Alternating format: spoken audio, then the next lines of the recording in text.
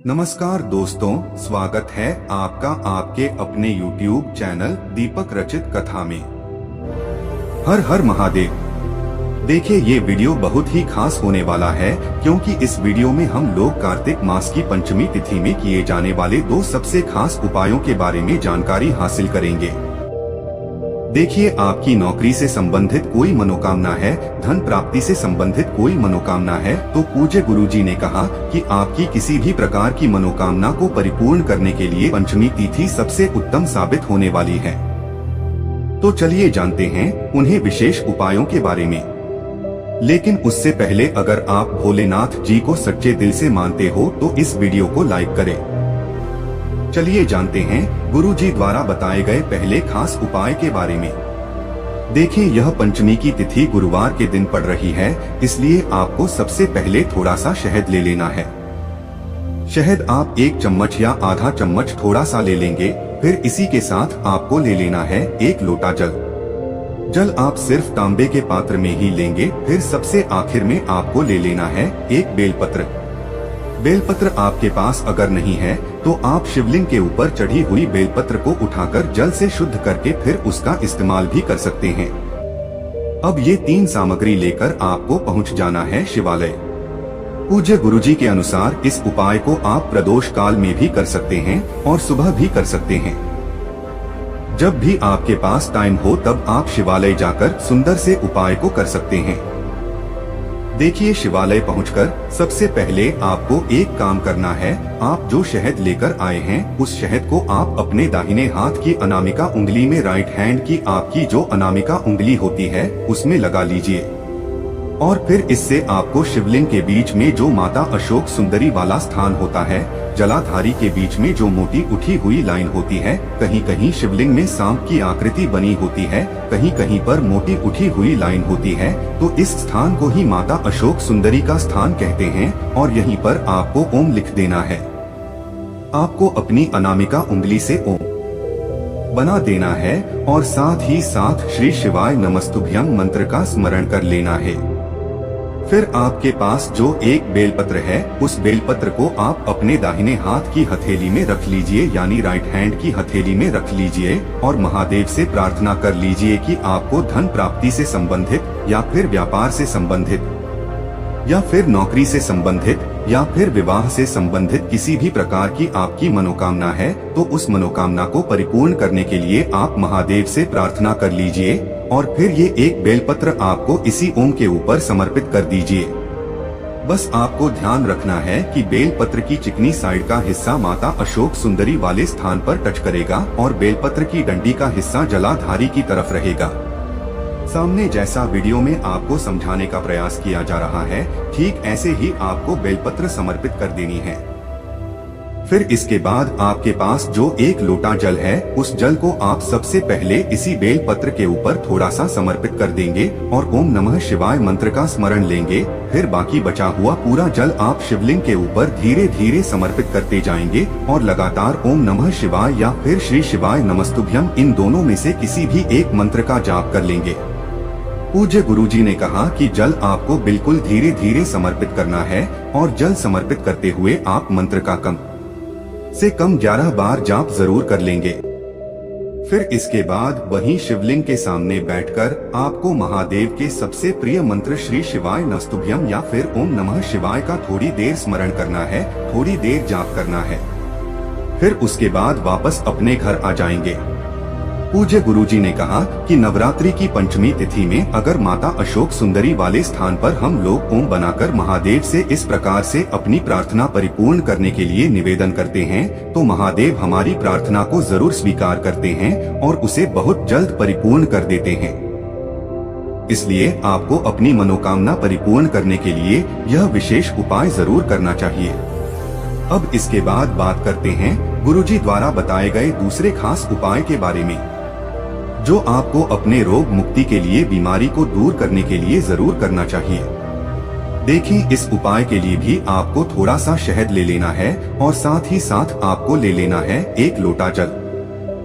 देखिए, ये सिर्फ 2 सामग्री लेकर आपको पहुंच जाना है शिवालय। शिवालय पहुंचने के बाद आपको फिर से शिवलिंग में उसी स्थान पर ओम बना देना है। आपको अपने राइट हैंड यानी दाहिने हाथ की अनामिका उंगली से माता अशोक सुंदरी वाले स्थान में ओम बना देना है। अभी जैसा पहले उपाय में आपको बताया गया था ठीक वैसे ही आपको ओम बना देना है और श्री शिवाय नमस्तुभ्यम या फिर ओम नमः शिवाय मंत्र का स्मरण कर लेना है।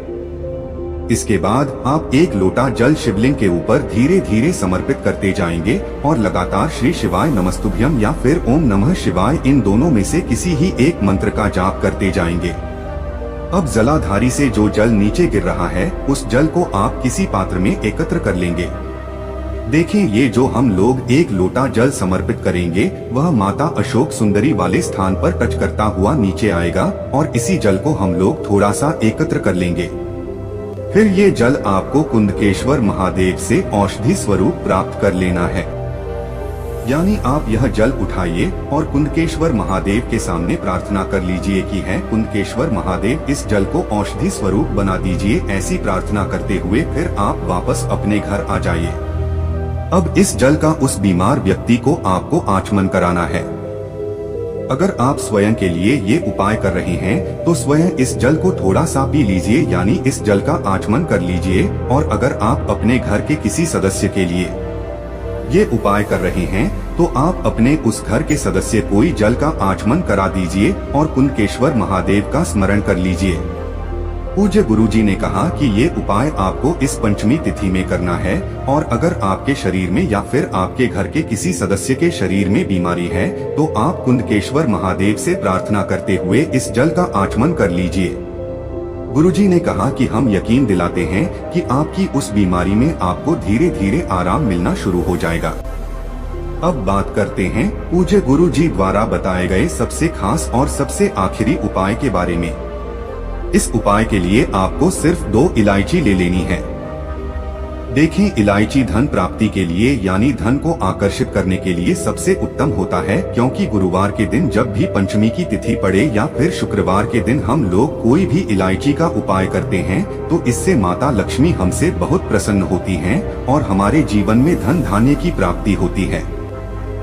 देखिए, ये 2 इलायची आपको ले लेनी है। फिर इसी के साथ आपको एक दीपक ले लेना है। इस दीपक में आपको घी का इस्तेमाल करना है और साथ ही साथ इसमें लंबी रुई की बत्ती का प्रयोग करिएगा या फिर आप मौली के धागे का इस्तेमाल करिएगा। मौली धागा यानी कलावा, जो कलावा हम लोग अपने हाथ में बांधते हैं उसी की आप बत्ती तैयार कर लीजिएगा और इसी दीपक में आप उसका प्रयोग कर लीजिएगा। अब यह दीपक और दोनों इलायची लेकर सबसे पहले आप अपने घर के मंदिर के सामने आ जाएंगे। ये उपाय आप शाम को भी कर सकते और सुबह भी कर सकते हैं, लेकिन आपके घर के मंदिर में जो माता रानी की फोटो है, चाहे लक्ष्मी माता की हो या फिर पार्वती माता की हो या फिर दुर्गा माता की हो या फिर माता रानी के किसी भी स्वरूप की फोटो हो या प्रतिमा हो, तो उनके सामने आप थोड़े से चावल रख दीजिएगा और उस चावल के ऊपर आप यह दीपक रख दीजिएगा। दीपक रखने के बाद इस दीपक को आप प्रज्वलित कर लीजिएगा और माता रानी के सबसे प्रिय मंत्र ऐहरी क्ली चामुंडाय विच्चे, इस मंत्र का आप कम से कम 11 बार, 51 बार या 108 बार, जितना भी आपके पास टाइम उतनी बार जाप कर लीजिएगा। फिर आप जो 2 इलायची लेकर गए हैं उनमें से एक हरी इलायची आप इसी दीपक में डाल दीजिए। इस दीपक में हरी इलायची डालने के बाद वही माता रानी से प्रार्थना कर लीजिएगा कि आपके जीवन में धन से संबंधित या फिर व्यापार से संबंधित या फिर नौकरी से संबंधित कोई भी समस्या चल रही है तो समस्या को समाप्त करके धन धान्य की प्राप्ति करवाने की कृपा करें। फिर इस प्रकार से प्रार्थना करने के बाद आपको एक हरी इलायची, ये जो दूसरी हरी इलायची आपके पास बची है, इस दूसरी हरी इलायची को ले लीजिएगा और साथ ही साथ थोड़ा सा शहद ले लीजिएगा और ये दोनों सामग्री लेकर आप जाइएगा शिवालय। ध्यान रखिएगा, आप जब माता रानी के सामने इस उपाय को करेंगे तो आप अपने घर के मुख्य द्वार को यानी मेन गेट को खोल कर रखेंगे, जिससे आपके घर की नकारात्मक ऊर्जा बाहर हो जाए और सकारात्मक ऊर्जा आपके घर में प्रवेश करे। अब 2 सामग्री लेकर आप शिवालय पहुंच जाएंगे। शिवालय पहुंचने के बाद आप जो यह हरी इलायची लेकर आए हैं, इस हरी इलायची में चारों तरफ से शहद लगा लीजिए। यानी जो शहद आपने लिया है उस शहद में इस हरी इलायची को डुबो दीजिए तो इसमें चारों तरफ से शहद लग जाएगा। अब यह हरी इलायची आपको शिवलिंग के ऊपर समर्पित कर देनी है और वहीं पर आपको फिर से अपनी वही मनोकामना दोबारा बोल देनी है जो आपने अपने घर पर माता रानी के सामने कही थी। उस मनोकामना को दोहराने के बाद फिर वहीं बैठकर आप कम से कम 11 बार या 21 बार गए 51 बार या 108 बार जितना भी आपके पास टाइम हो उतनी बार आप ओम नमः शिवाय या फिर श्री शिवाय नमस्तुभ्यम इन दोनों में से किसी भी एक मंत्र का जाप कर लीजिएगा और फिर वापस अपने घर आ जाइएगा। पूज्य गुरुजी ने कहा कि पंचमी तिथि में अगर आप इस अचूक उपाय को करते हैं तो आपके जीवन में भी धन धान्य घर संपत्ति की प्राप्ति होती है।